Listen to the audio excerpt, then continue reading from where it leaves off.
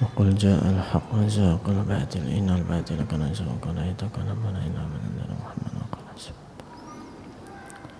السلام عليكم ورحمة الله وبركاته. إلى حضرة النبي المصطفى محمد رسول الله صلى الله عليه وسلم وعلى آله وأزواجه ثم إلى جميع إخواني من أمير الصالحين والصحابة خصوصا إلى سلطان الأولياء الشيخ عبد الله والعلي عليه وسلم الناس ما ينادي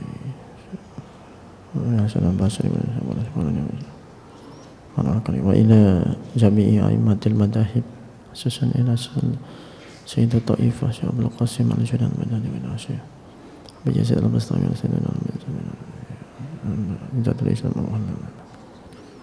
وإلى مصنف هذا الكتاب الشيخ السيد الحبيب عبد الله بن علوي الحداد وأصولهم وفروعهم وإلى كتب هذا الزمان وسائر الأولياء شيء لله لنا ولهم الفاتحة.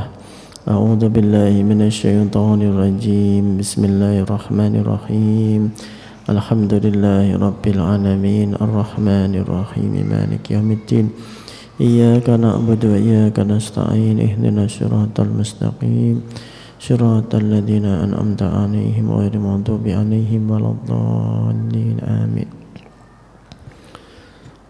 بسم الله الرحمن الرحيم الحمد لله الذي ملأ قلوب أوليائه بمحبته واختص أرواحهم بشهود عظمته وهيأ أسرارهم لحمل أباء معرفته. اللهم صل على سيدنا محمد عبدك ونبيك ورسولك النبي الأمي وعلى آله وصحبه وسلم تسليما بقدر عظمة ذاتك في كل وقت وحين. سبحانك لا علم لنا إلا ما علمتنا إنك أنت العليم الحكيم. قال رب اشرح لي صدري ويسر لي أمري واحلل عقدة من لساني يفقهوا قولي. Amma ba'du hadratul muhtaramin, para alim, para ulama, para asatid, segenap jamaah sholat maghrib Masjid Ar-Raudhah Gria Permata Gedangan yang dirahmati Allah Subhanahu wa taala. Alhamdulillah kita bisa hadir untuk duduk bersama melanjutkan wirid kita, istiqomah kita untuk mengaji kitab Risalatul Mu'awanah. Alhamdulillah ini sudah nyampe di jilid 2 ya. Kalau babnya ini insya Allah bab ke 100 ya.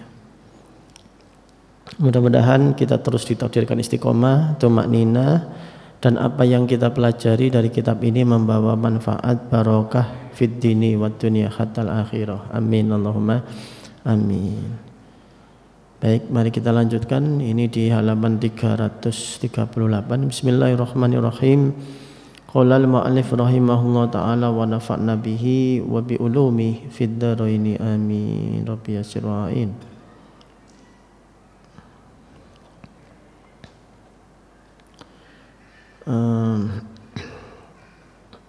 Kemarin soalnya tidak sampai titik ya, jadi saya mundur sedikit saja. Masih tentang metode di dalam beramar ma'ruf nahi mungkar. Jadi ini insya Allah sedikit nanti kita akan beralih bab atau fasal. Bismillahirrahmanirrahim. Wa kullu man tahaqqaqa bi muraqabatillah wa tawakkuli alaihi wa takhallaqa bi rahmah ala ibadihi lam yuqaddir ayyam lika nafsahu inda musyahadatil munkar hatta yuzilahu aw yukhala bainahu wa baina dzalika bima la qudrata ala daf'ih. Jadi setiap orang yang memang secara karakter itu selalu berorientasi untuk mendekatkan diri kepada Allah, pasrah atas semua kehendak, perintah dan larangan Allah, pastilah dia itu memiliki akhlak takhallaqa birrahmah.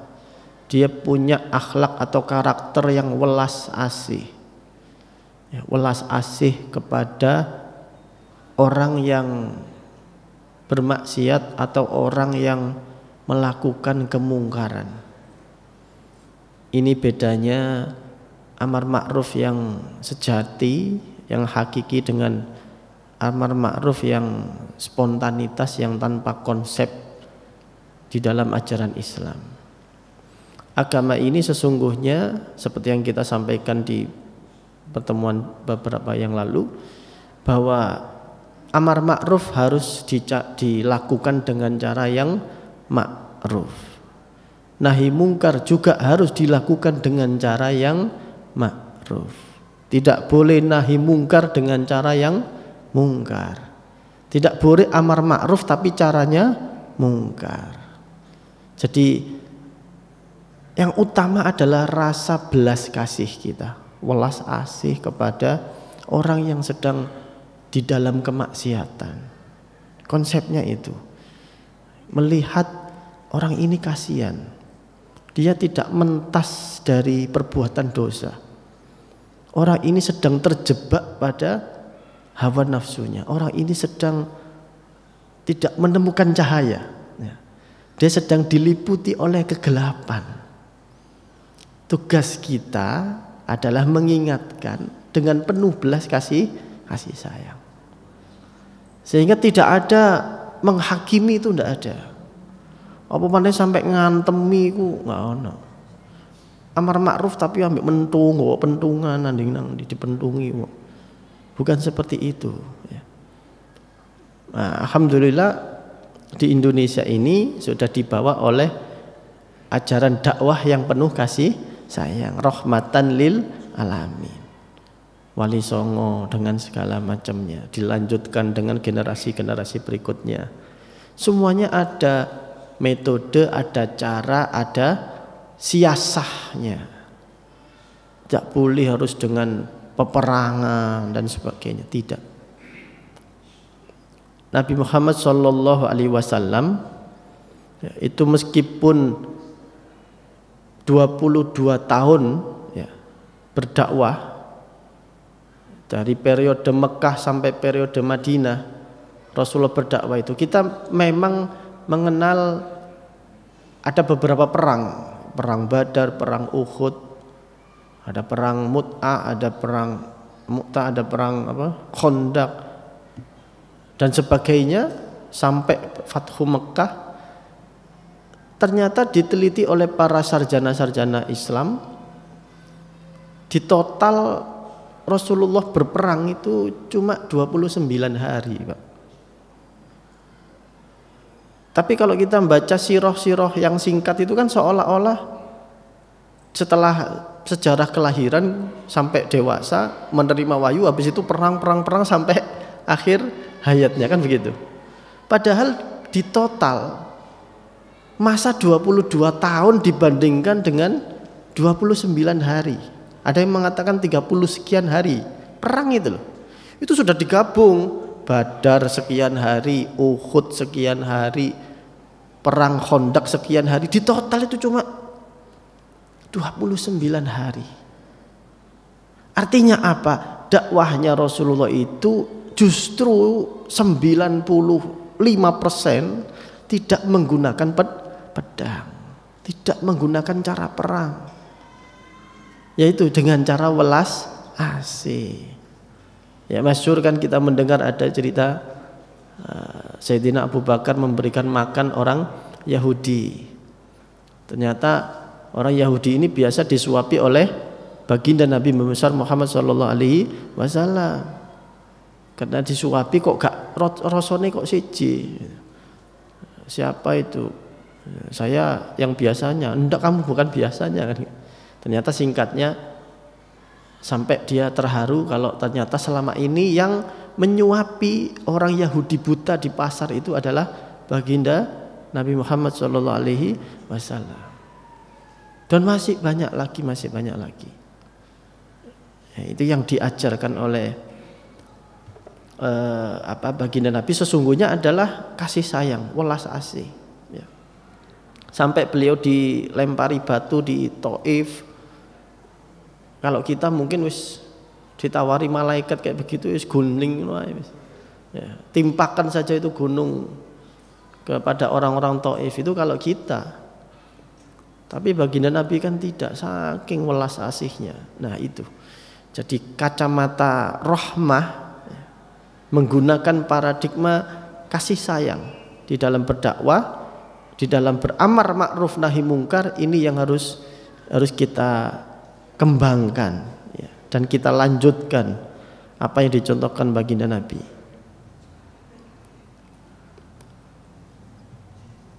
Birrahma ala ibadihi, kasih sayang kepada hambanya Allah. Nah, kita juga melihat bahwa sesungguhnya semua ini kan ciptaan Allah. Semuanya itu adalah hambanya Allah. Bahkan hewan, tumbuhan. Kalau kita bisa mengedepankan konsep rahmah ini, semuanya adalah bertasbih kepada Allah. Jadi jangan sampai justru kita menzolimi mereka. Maka benar, amar ma'ruf nahi mungkar itu fardu, tetapi cara melakukannya harus diarahkan, ada metode dan cara-caranya. Lam yuqaddir an ayyamlika nafsahu inda musyahadatil munkar hatta yuzilahu. Jadi orang ini tidak akan rela saudaranya sesama muslim yang sesama beriman itu bergelimang dosa. Tidak ridho, kasihan saya.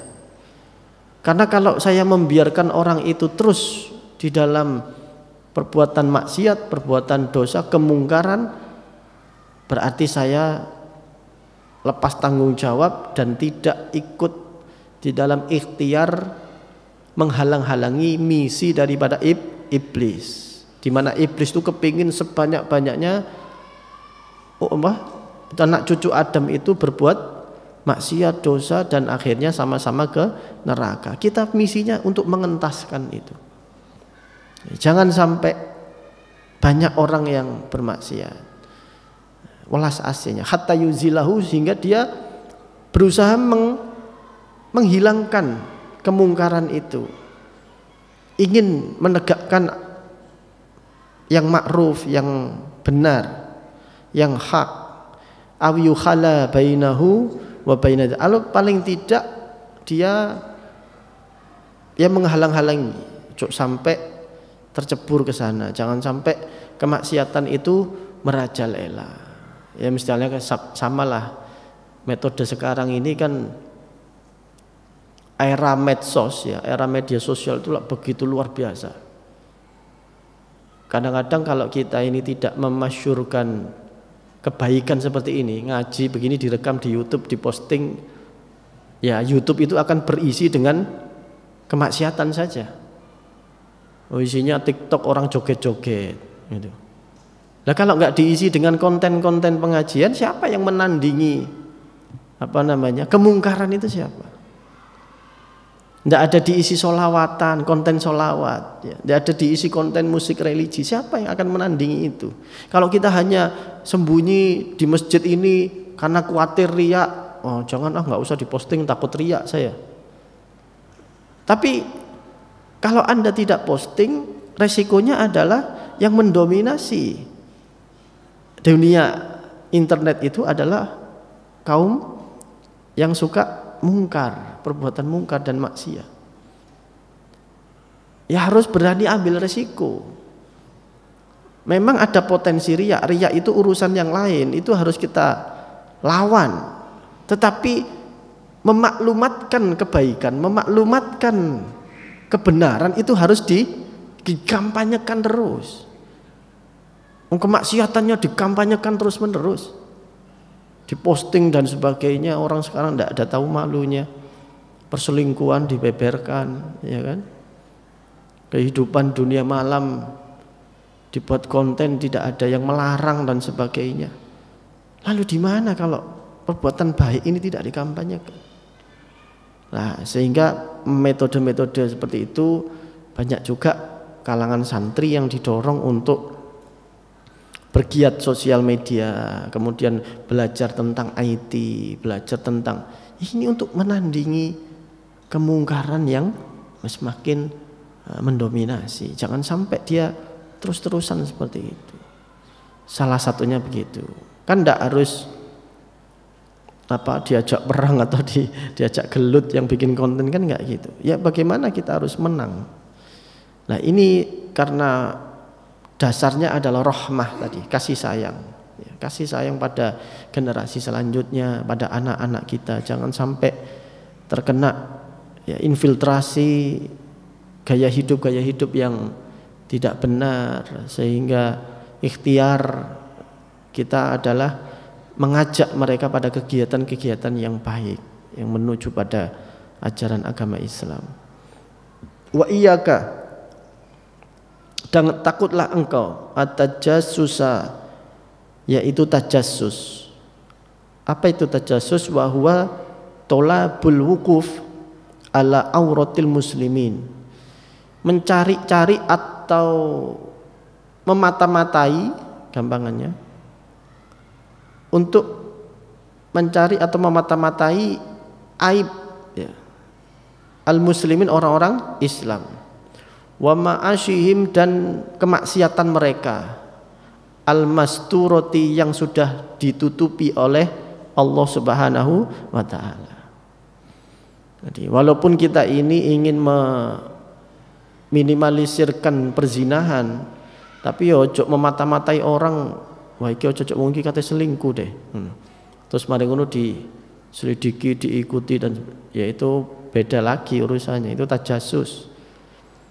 Kalau sudah kemaksiatannya tampak, dikampanyekan, dipamerkan, nah itu yang kita urusi. Itu bagiannya kita, itu porsi kita untuk melakukan amar ma'ruf nahi mungkar. Tapi bukan berarti terus semua kemungkaran sama yang teliti, siapa ini orang yang berbuat mungkar, diikuti semuanya. Apa itu bahasa medsosnya itu di stalking, Instagramnya dilihat satu-satu, Facebooknya diisi siapa nih, oh kita tahu komentar penyanyi dangdut sehingga kelihatan di storynya, di riwayatnya. Itu bukan menghilangkan kemungkaran, Anda itu cari-cari kemungkaran. Dan itu tidak boleh, haram ya. Memata-matai aib orang itu haram. Tidak ada Pak satupun orang yang tidak berbuat dosa atau punya aib, tidak ada. Semua orang punya aib, semua orang punya dosa. Yang kiai saja punya dosa, apalagi yang setengah kiai, apalagi yang bukan kiai. Sampean itu jangan terus kiai itu terus salah didik terus mari ngono ditinggal. Itu bukan sikap seorang santri. Ya, kiai juga ada kadang-kadang ada salahnya. Siapa tahu dia khilaf, kecuali kalau salahnya itu dianggap kebenaran terus diulang-ulang, wah itu baru masalah. Tapi kadang orang juga ada kelirunya. Sahabat kita juga begitu, teman kita itu manusia biasa. Dia kadang juga ada salahnya, ada luputnya, ada khilafnya. Ya, mari menganggap semuanya itu manusia. Manusia ya memang makhluk khata' wan nisyan. Wa qala Nabi sallallahu alaihi wasallam, man tatabba'a aurata akhihil muslim, siapa orang yang meneliti-neliti aurata akhihi, aib-aib ya, keburukan daripada saudaranya yang sesama muslim, tatabba Allahu auratahu hatta yufdihahu fi jawfi baitihi, maka Allah akan meneliti ya gantian. Jadi dia itu mengikuti saudaranya yang muslim sampai diselidiki aibnya, maka Allah akan meneliti aibnya dan akan membuka aib itu, bahkan aib yang ada di dalam rumahnya. Bayangkan kalau kita itu kok senengane ya, ngikuti menstalking akun Facebook orang, atau ini untuk niatnya elek, nanti Anda akan justru diungkapkan oleh Allah. Allah yang akan turun tangan. Karena apa? Setiap orang punya aib, setiap orang punya dosa. Kalau kita tidak tahu, berarti memang Allah yang menutupi gitu. Kalau Allah yang menutupi, Anda jangan buka-buka. Ini berlaku untuk orang lain maupun untuk diri kita sendiri. Maksudnya untuk diri kita sendiri bagaimana? Kalau jenengan dulu pernah berbuat dosa, dulu pernah nakal, dulu pernah jadi mantan preman, jangan ceritakan ke orang lain. Loh iya, ini hukumnya begitu Pak. Jangan pernah dibuka aib Anda itu. Cari ini, aku ini jujur, wong ya apa ono fair. Jadi apa namanya, terhadap aib itu jangan sampai dibuka. Karena apa? Gini, akan sangat fatal akibatnya kalau ternyata anak cucu Anda nanti tahu kalau bapaknya itu suka zina misalnya, atau bapaknya itu suka minum minuman keras. Cucu Anda, anak Anda suatu saat akan membenarkan, gak apa-apa mbahku biyen yo ngene penggaweane. Gak apa-apa mbahku biyen yo ngombe, yo zina, main wedokan. Itu menjadi pembenaran. Itu satu. Kedua, kelak di yaumul kiamah ya, itu nanti akan ada satu dosa itu yang sudah dibersihkan oleh Allah, sudah diampuni oleh Allah. Tapi karena dosa sosialnya itu belum hilang, masyarakat masih menyaksikan bahwa dia itu dulunya ahli maksiat. Dulu dia begini-begini, kok bisa dia masuk surga ke level yang atas, itu dari perkara. Jadi itu fatal akibatnya kalau orang itu mengumbar aibnya. Jangan pernah, Pak. Jadi baik aib orang lain maupun aibnya dirinya sendiri jangan pernah diumbar. Jangan pernah dibuka. Itu memang Allah yang menutupi, gitu loh. Biarkan saja. Dulu jenengan nakal ya sudah. Apalagi masih di dunia. Orangnya kebetulan jadi kiai, jadi ustad. Oh, biyen ustad iku cerita dhewe dhek. Nek nyabu iku ambek kanca-kanca niku pesta sabu. Biasa. Jadi orang akhirnya apa? Membenarkan bahwa oh ternyata seperti itu tuh biasa. Mumpung enom iku nakal, menjadi ada dalil. Apalagi orangnya jadi ustadz atau kiai, bahaya. Itu menjadi dalil bagi orang awam untuk melakukan kemaksiatan dan kemungkaran. Jangan pernah dibuka. Biarkan, dan Allah itu lebih mudah mengampuni dosa yang tertutupi daripada dosa yang sudah menjadi dosa sosial, yang sudah disaksikan banyak orang. Allah lebih gampang ngampuni. Jenengan korupsi, tidak ketahuan KPK, tidak ada yang tahu, nggak ada orang tahu, istrinya pun nggak tahu. Tiba-tiba sudah, ya Allah saya ingin tobat, saya tidak mau baleni. Iku wingi saking kepepet, kepepet banget ya. Tapi habis itu tobat lebih mudah diampuni. Daripada Anda se-Indonesia Raya tahu Anda koruptor, sudah disidang di tindak pidana korupsi dan di penjara. Anda harus suatu saat dituntut oleh rakyat Indonesia 200 juta. Karena itu uang APBN Anda harus mengembalikan. Rakyat dulu nggak bisa meminta waktu hidup di dunia. Saya dulu miskin, nggak nerima BLT, dikorupsi. Sekarang saya di akhirat diminta Allah, siapa yang mendolimi kamu, diminta akhirnya. Makanya ada orang yang berpendapat dosa koruptor itu tidak bisa diampuni karena itu tadi. Hubungannya dengan sosial ini loh. Sulit, Pak.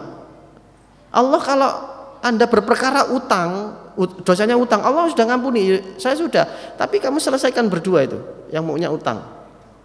Hak adami, ya, dosa adami itu harus diselesaikan. Sudah selesai, beres, ya sudah masuk, saya sudah ngampuni. Kalau Allah gampang. Jadi, urusan dengan Gusti Allah itu gampang. Sing ruwet itu urusan ambek manusia. Sehingga ada orang Arab Badui dulu tanya sama Kanjeng Nabi, ya Rasulullah kiamat itu kapan? Gitu kan. Tidak dijawab sama Rasulullah. Tanya lagi, ya Rasulullah kiamat itu kapan? Sampai 3 kali. Sama ini kenapa sih kiamat? Tanya-tanya kiamat kenapa? Oh, enggak apa-apa ya Rasul, saya cuma pengen tahu nanti itu yang menghisap saya itu siapa? Yang menghisap itu malaikat atau para nabi atau siapa? Yang menghisap nanti Allah sendiri, kata Nabi Muhammad. Oh ya sudah, beres. Dengan gembira dia pergi dulu. Orang ini kenapa? Sebentar. Sini. Kenapa kamu kok senang? Loh, ya jelas ya Rasulullah, saya senang yang menghisap itu Allah sendiri. Karena Allah itu maha pengampun. Allah itu enakan, nggak kayak manusia. Manusia itu, aduh, ono iki gak ruwet, kakek birokrasi, urusan administrasi. Allah itu gampang. Selama ini Allah ngurus hidup saya itu enakan. Jadi insya Allah saya itu kiamat itu bakal yakin lo lolos. Jadi ini saking husnudzonnya sama anak orang-orang Badui. Kata Rasulullah, luar biasa orang ini. Ya. Luar biasa loh. Itu betul kata Rasulullah. Disampaikan kepada sahabat-sahabat. Andai kan yang ngurusi manusia nggak akan selesai. Nah, itu hubungannya nanti dengan dosa hak adami dengan manusia. Maka Anda mensiarkan kemungkaran, mensiarkan kemaksiatan. Anda men-share dulu pernah nakal begini, itu sulit nantinya, akan menghambat. Ya, paling tidak kalau tidak menghalangi masuk surga itu menghambat, ya, ngerecoki. Itu saat ini. Makanya ditutupi, kalau punya dosa itu ditutupi. Yang terbuka itu sama Allah, gitu loh. Yang terbuka, ya Allah saya dulu pernah begini, ya Allah ampun ya Allah, itu dibuka sebuka-bukanya kalau sama Allah, karena memang kita tidak bisa menutupi. Tapi kalau sama manusia jangan dibuka. Terhadap anak, tidak usah. Sudah, itu masa lalu, biarkan masa lalu. Itu nanti bahayanya sangat besar. Juga nanti bisa diungkit-ungkit oleh setan kalau disiarkan itu. Pasti ya, iblis itu akan meniti-niti mana dosa orang itu, nanti dibuat godaan ketika dia mau melewati makomat di dalam ruhaninya. Di dalam tasawuf itu ada, di dalam al-hikam. Setan akan menghembuskan, kon niku lho gak pantes dadi wali, kon niku lho gak pantes dadi kiai. Wong kon ben nakale koyo ngono. Gendaan nang ngene enjeran, ya kan. Beber jas hujan, cokoti nyamuk. Itu sampai setan itu mengingatkan, kon gak pantas dadi wali apa kon niku. Sehingga di dalam makomatnya dia menoleh ke belakang lagi, tidak menghadap ke depan. Padahal ketika orang itu mau menuju kepada Allah, dia harus senantiasa lurus menghadap ke depan, bukan toleh ke belakang lagi. Dalam tanda kutip ya. Itu digunakan oleh setan. Sudah, kalau memang jenengan dulu punya masa lalu, biarkan itu. Itu miliknya saya sedangkan Allah, gitu saja. Saya minta ampun kepada Allah. Sehingga orang-orang dulu itu kalau misalnya ceramah begini ya, kiai-kiai tua ceramah atau ngobrol-ngobrol di hadapan orang banyak, ada rapat, tiba-tiba ya Allah ustur maro'ain, dia berdoa, ya Allah ustur maro'ain, ya Allah tutupi apa yang engkau lihat. Maksudnya apa? Saya ceramah di sini kayak orang paling suci gitu kan, kayak orang paling bersih. Padahal bisa jadi apa yang saya ucapkan tidak cocok.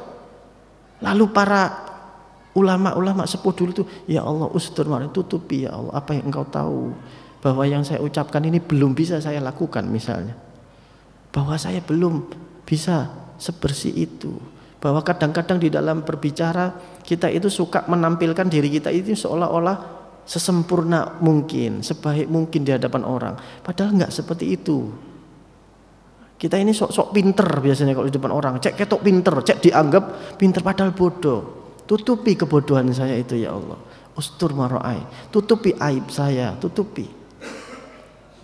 Jadi tengah-tengah mau idul hasanah, tengah-tengah Allah ustur maro'ain. Kalau ngobrol dengan orang, kadang-kadang kita kan ngobrol berdua dengan sahabat kita pun, kita masih suka pencitraan kan.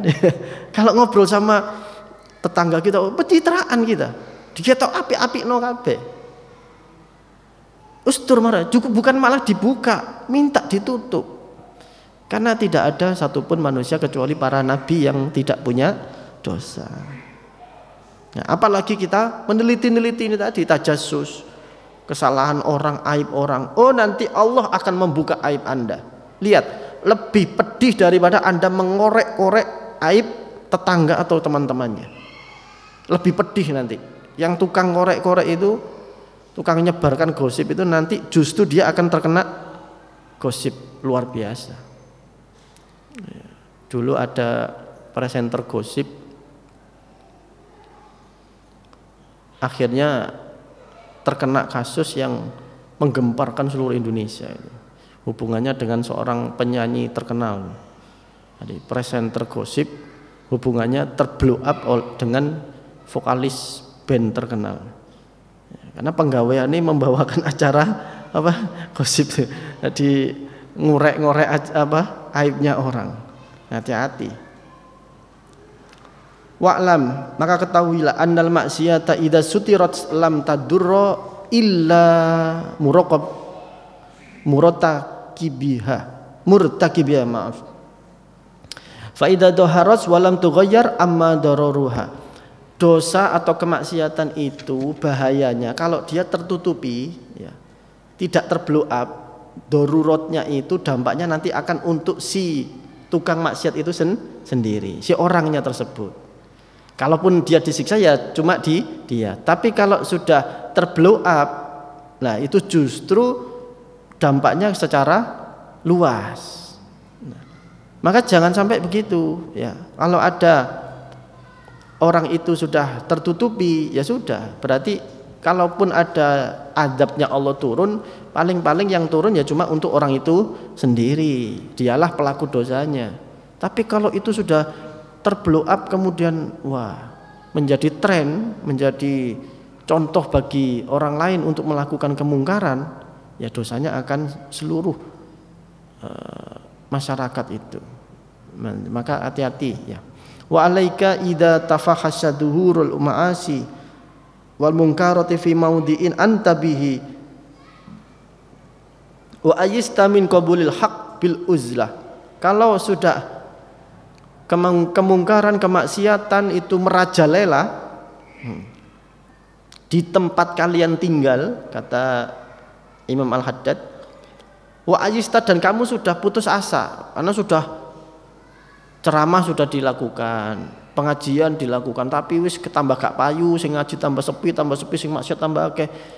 Kita ajak-ajak amar ma'ruf sudah tidak bisa. Nah, maka qabulil haq bil uzlah, lakukanlah uzlah. Apa itu? Menyepi ya. Kalau di dalam definisi umumnya uzlah itu orang itu menyendirikan diri, menyepikan diri, tujuannya untuk menyepikan hati ya. Sekali lagi, menyepikan diri tujuannya untuk menyepikan hati supaya hatinya bisa terlindungi, bersih, khusyuk untuk berdua ibadah kepada Allah saja. Jadi menyendirikan diri, topo di mana? Di gunung dan sebagainya misalnya. Dulu kan banyak ya para ulama, para ahli sufi topo di gunung untuk uzlah namanya. Itu bagian dari rukun thariqah sebenarnya. Tetapi uzlah itu kata Imam Al-Ghazali juga tidak harus ke gunung, Pak. Tidak harus ke hutan, masuk goa atau di pinggir pantai. Enggak.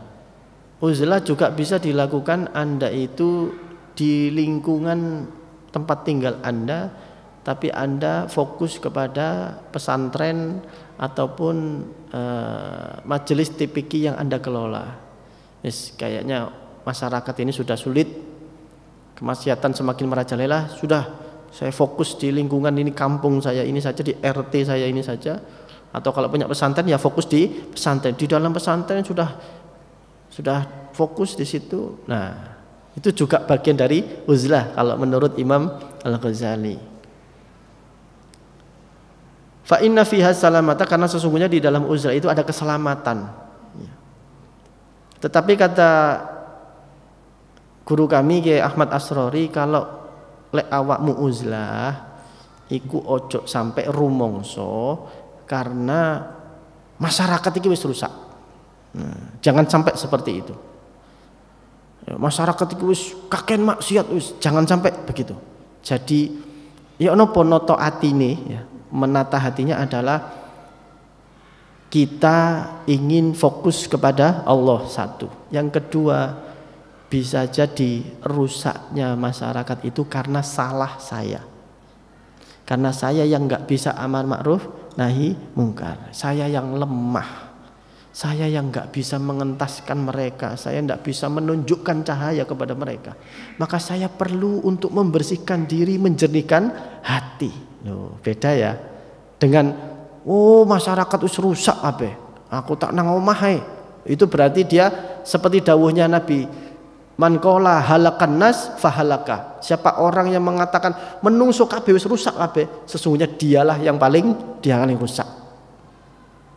Jadi jangan suka menjudge orang lain itu berdosa maksiat mereka berdosa itu kata para sufi juga karena kamu. Kenapa? Lah kamu nggak bisa menunjukkan cahaya, ya kan? Kamu tidak bisa menuntun mereka, kamu tidak bisa mendampingi mereka. Kamu hidup di dalam menara gading. Kamu hidup eksklusif, mementingkan dirimu sendiri, mengurusi keluargamu. Kamu gak pernah ikut menolong agama ini, berkampanye untuk agama ini. Kampanyenya cuma untuk partai, untuk pilkada, tapi gak pernah mengkampanyekan kebenaran, gak pernah mengkampanyekan ilmu yang benar bagaimana. Jadi menurut para sufi itu adalah kamu uzlah itu ojo ngilokno wong liya. Durung budal wis ngilokno wong liya, gak akan berhasil uzlahnya itu. Tidak akan bisa bersih hatinya. Wong gurung budal ae wis ngilokno, masyarakat rusak. Dirimu sendiri itu loh. Bagaimana tanggung jawabnya? Maka uzlah itu adalah saya ingin menyendirikan hati, membersihkan diri, supaya nanti barangkali hati saya bersih sehingga bisa memantulkan nur cahaya Allah, sehingga barangkali bisa menyelamatkan diri saya dulu, menyelamatkan keluarga saya, menyelamatkan lingkungan terdekat saya. Seperti berangkat dari dirinya dulu, bukan sibuk menuding-nuding orang lain. Wong diri kita sendiri tidak bisa memberikan cahaya. Bagaimana bisa memberikan cahaya wong tiap subuh itu selalu dalam kegelapan? Artinya yo gak tahu tangi bengi ngono lho. Gak tahu ndongakno umatnya. Kita berapa kali coba kalau mungkin jenengan yang ahli-ahli tahajud ini mendoakan umat Islam, mendoakan penduduk GPG misalnya spesifik, pernah enggak? Mendoakan masyarakat desa Kebon Sikep, mendoakan kecamatan Gedangan, pernah enggak? Mendoakan Kabupaten Sidoarjo yang katanya selalu hat-trick koruptor ini, bupatinya ini, bentar lagi kalau kena lagi 4 mudah-mudahan saja enggak. Pernah enggak jenengan di dalam tahajud Anda menyisakan sekelumit kalimat itu? Nah kalau enggak, Anda jangan menghakimi mereka, Anda jangan menghakimi bangsa Indonesia. Pernah enggak mendoakan presiden? Pernah enggak mendoakan calon presiden yang terpilih besok ini? Bagaimana Anda itu tidak bertanggung jawab, mendongaknya gak tahu. Bagaimana mau menunjukkan cahaya? Anda cuma mikiri cicilannya sendiri gitu kan. Dongone cicilan sing nyicil dhek Gusti Allah sing kok nyaur. Iki sing utang sapa jarene Gusti Allah. Tapi sing kok nyaur Gusti kula utange akeh. Lho kok sing utang kon. Dadakno aku sing kok nyaur. Nah itu, jadi orang uzlah itu tujuannya justru untuk membersihkan dirinya, bukan untuk menuding orang lain, menyalahkan orang lain. Itu kata Kiai Ahmad Asrori, guru kami. Au bil hijrah, atau dengan hijrah. Ya, kalau uzlah itu menyepi di dalam rumahnya, di pondoknya kok masih terkena kemaksiatan, masih terkena nggak bisa untuk lepas dari kemungkaran, ya hijrah saja. Seperti Nabi diintimidasi terus dari kota Mekah hijrah ke Madinah, itu banyak sekali. Dan insya Allah ya Pak, kalau dulu itu istilahnya transmigrasi ya, banyak juga orang yang transmigrasi itu jangan sampai niatnya untuk ya itu untuk sekedar cari makan gitu ya, tapi niatlah untuk hijrah mencari tempat yang lebih baik secara keagamaan maupun ibadah. Justru nanti di sana akan bersumber. Ila maudiin akhar, ke tempat yang lain. Wahia aula, itu lebih utama. Kalau memang sudah sedemikian rupa sampai diintimidasi, sampai kalau enggak ikut maksiat kriminalisasi dan sebagainya. Fa innal adaba, karena sesungguhnya adab, siksa, idza nazala ala maudiin, ketika turun kepada suatu tempat, ya amul khabisa wat thayyiba, ya, maka akan menyebar adab itu kepada orang yang jelek maupun orang yang baik, yang soleh, yang sopo masjid yo kena, yang tukang judi online dan sebagainya itu juga kena. Wa yakunu lil mu'min alladzi lam yaksur fi nusrati dini dinilai kifaratan. Sedangkan orang yang kalau dia teguh pada agamanya, dia melakukan amar ma'ruf nahi mungkar, berusaha terlindungi meskipun ada siksa adab itu turun karena dia selama ini membelani agama, menegakkan amar ma'ruf nahi mungkar, dia itu kematiannya kena adab itu merupakan kafarat wa rahmatan dan sebuah belas kasih, wali ghairihi iqoba wa nikmatan wallahu a'lam. Sedangkan untuk orang yang dosa itu siksa. Jadi misalnya tsunami Aceh misalnya 200.000 orang meninggal dalam 10 menit. Nah 200.000 itu kan nggak semuanya ahli maksiat. Ada yang imam masjid, ada yang kiai mungkin, ada yang ustadz, guru TPG, ya, ada yang macam-macam kan, ada yang tukang. Nah bagi mereka yang selama ini menjalankan syariat, amar ma'ruf nahi mungkar, dia menegakkan agama Allah, kematian kena tsunami itu merupakan hadiah, sebuah kafarat, peleburan atas dosa-dosanya. Justru dihadiahi dia mati syahid. Maka apa pesannya? Apapun yang terjadi Pak, mau kemaksiatan semakin merajalela, tetaplah teguh pada agama Islam, tetaplah teguh memegang ajaran ini. Seandainya nanti kok ternyata memang azab itu turun, naudzubillah sih ya, tapi seandainya turun menimpa kita, lalu kita kapundut, kita meninggal dalam keadaan husnul khatimah, bahkan dihadiahi syahid. Tapi syahid akhirat ya, bukan syahid dunia, karena ada orang syahid akhirat, ada syahid dunia. Maksudnya syahid dunia itu orang yang mati di medan perang, jasadnya tidak perlu dikafani, tidak perlu dimandikan, langsung dimakamkan. Ada tata cara, itu perbedaan apa syahid dunia dan syahid. Syahid orang yang syahid akhirat, orang sujud ngimami di situ meninggal. Nah, itu syahid akhirat. Tetap perlakuan jenazahnya seperti biasa, tapi di akhirat dia bergelar syahid. Faslun,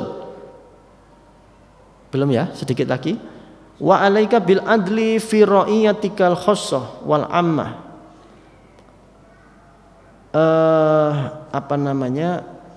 Hendaklah kalian berhati-hati ya untuk bil adli, bersikap adil fi ra'iyatika, kepada rakyat atau apa yang kamu pimpin, al khassah wal ammah, baik secara khusus maupun secara umum. Wa kamalil khifdi, dan dengan penjagaan yang sebaik-baiknya. Wat tafaqqudilaha, dan benar-benar mengawasi ya, meneliti kepada rakyat itu.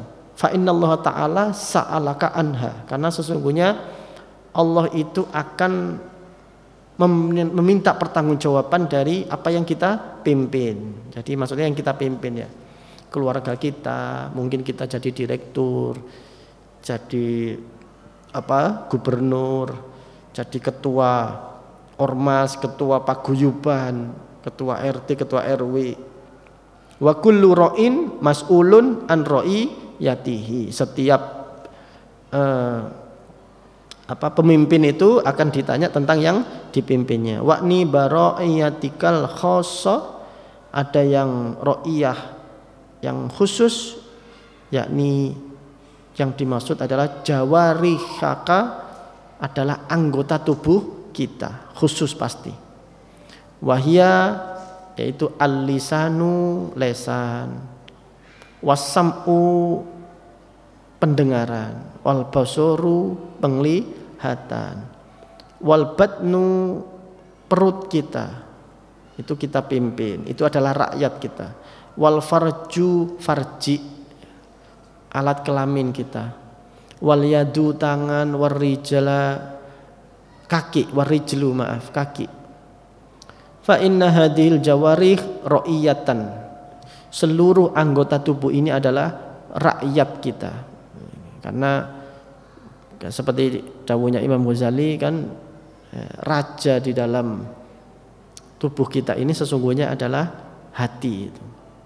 ya, hati. Sedangkan yang lain ini adalah rakyat. Kalau Imam Ghazali itu sampai dibentuk seperti pemerintahan, akal itu, hati memang raja, akal itu adalah perdana menterinya yang paling utama, memimpin anggota yang lain, membuat kebijakan dan sebagainya. Itu menarik sekali kalau Imam Ghazali di kitab Ihya itu ya.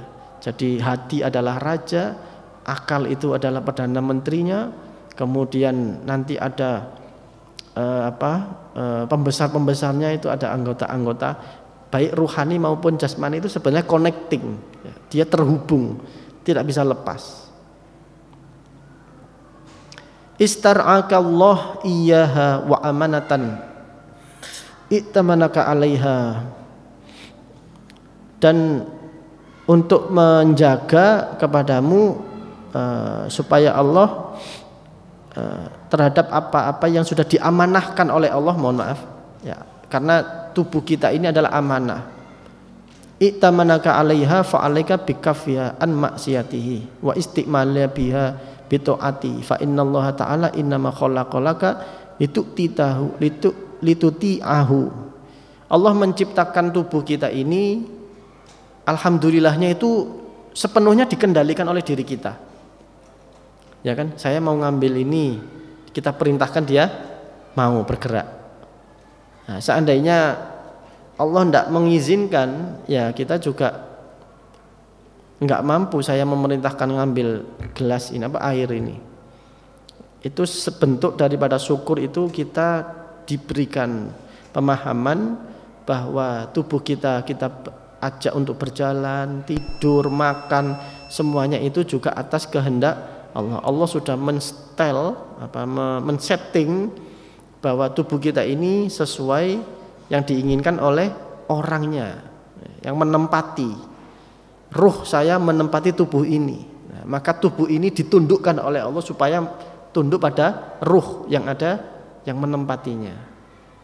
Nah, itu sebuah nikmat, jadi harus disyukuri. Wa hiya min ajali ni'amillah 'alaika wa syukruha, maka syukuri itu. Antuti'u subhanahu wa ta'ala, untuk supaya kita taat kepada Allah subhanahu wa ta'ala. Wallahu alam bisawab. Insyaallah kita lanjutkan, ini pasal baru.